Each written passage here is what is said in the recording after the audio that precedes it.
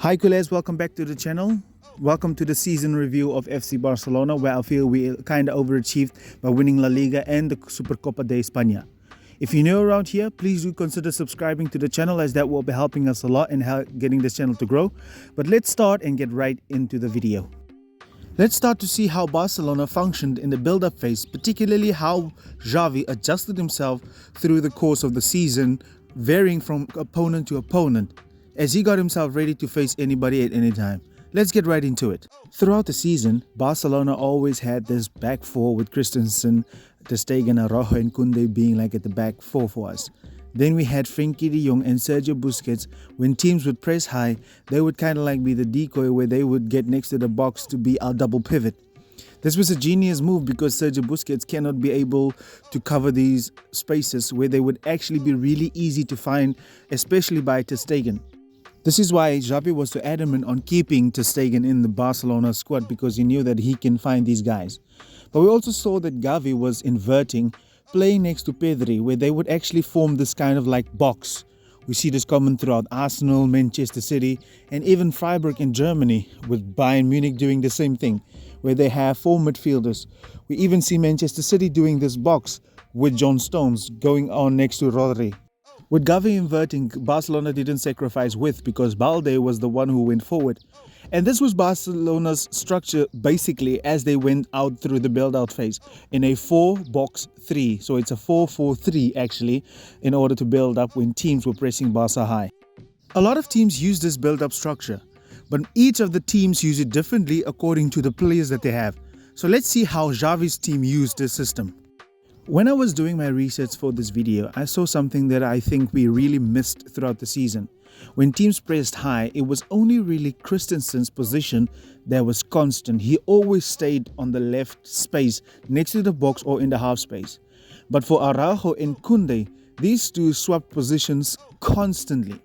And I think I know why Xavi did this. This would make it hard for teams to actually mark these two or cut passing lanes. Because when they would press the one, they would release the ball to the other one. And this wouldn't stay like this. They would actually swap positions constantly in order to get the ball up the pitch. And the only other way that you can really stop this is by committing more men up the pitch.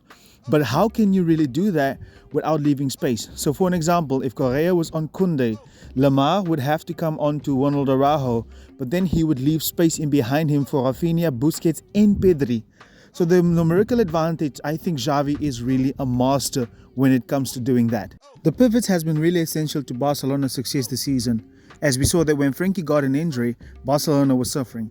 So let's see how the pivots fared in La Liga this season. The fact that both Frenkie and Busquets could play in this position is actually really remarkable and beneficial for Barcelona, because this is making them operate so good. But we do see that Frenkie was actually basically like a temporary left back, as he operated next to Christensen and between Balde. So now this actually allowed him to receive the ball in these regions in order to pull players out of position. And in my opinion, I think this is very essential for Barca, because if Griezmann would come to Frenkie, he will be able to pass it to Christensen that can penetrate the midfield. If Witsel would come out of the midfield, for an example, that would be catastrophic, because then Barcelona will have an extra midfielder in midfield that can receive the ball. And do not forget the fact that Frenkie himself is somebody that is really press resistant. You cannot come onto Frenkie that quick, because he would easily go around you. So if Herrera would actually press Frenkie and come onto him, he could easily beat him and go around him and actually go upfield to get the ball up pitch. And he is operating in our half space, so he's also like a second free eight for Barcelona. Busquets, on the other end, is somebody that is not really press resistant in a sense of being able to dribble, but with his intricate passes and the fact that you cannot really have the ball off him, and he's really good at drawing fouls. But in my opinion, I think Sergio Busquets is one of the greatest passers of the ball. He's going unnoticed really, and when people are drawing the teams to one place, Busquets actually operates alone in this position. And this is what has benefited Barcelona, because he's really excellent at switching the ball from one place to another, and that is what Barcelona has been benefiting from all season long. The fact that Sergio Busquets is sometimes alone in this region and he can really pretty stay, and Frenkie can cover these positions, making it very easy for Sergio Busquets to be able to switch the ball and doing the intricate passes and get the ball up pitch and upfield. In the next video, we will actually look at the mid phase and the final third in order for us to see and look at the different tactics that Barcelona has been doing this season, especially with Xavi's intricate thinking and adjusting on how he wants to face each of the opponents. That deserves to be in a video of its own, because we can see throughout the videos, if you have been watching the channel, that Xavi actually did a lot of tactical adjustments from a game-to-game basis.